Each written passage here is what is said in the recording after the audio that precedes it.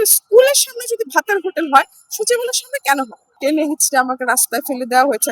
আমার একটা নখ উল্টে গেছে, আমি যেখানে বসেছিলাম রাস্তায়, ওই সময় পাটা একটু ফসকে গিয়ে এই নখটা উল্টেছে, একটু পায়েও ব্যথা পেয়েছি। আমি আজকে মূলত যে প্রতিবাদটা করছিলাম সেটা হচ্ছে অবৈধভাবে আমাদের স্কুলগুলো বাহিরে রাস্তাগুলো দখল হয়ে গেছে, বিশেষ করে মেট্রো রেলের এখন আর কোনো ফুটপাত ফাঁকা নেই। তো আমার প্রতিবাদটা বিশেষ করে ছিল যে আমাদের মেট্রো রেলের রাস্তাগুলো ফাঁকা করে দিতে হবে, এবং আমাদের স্কুলের বাইরে যে হকার গুলা বসে, কলেজ, ইউনিভার্সিটি, স্কুল, এর বাইরে কোনো হকার বসতে পারবে না।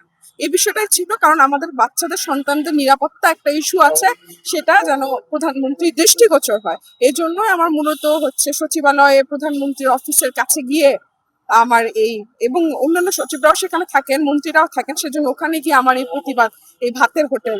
আমাদের বাচ্চাদের স্কুলের সামনে যদি ভাতের হোটেল হয়, সচিবালয়ের সামনে কেন হয়? আমার প্রশ্ন তো সেটাই ছিল, এই জন্য ওখানে গিয়ে দাঁড়ানো।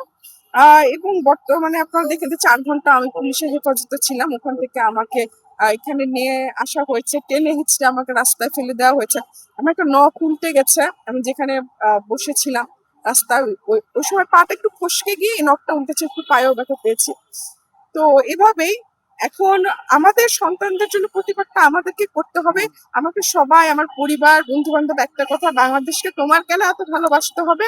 কিন্তু আসলে আহ, এই দেশে কিছু কিছু মানুষ আছে যারা শুধুমাত্র ভালোবেসেই যায় এবং বিনিময় তেমন কিছু আশা করেন।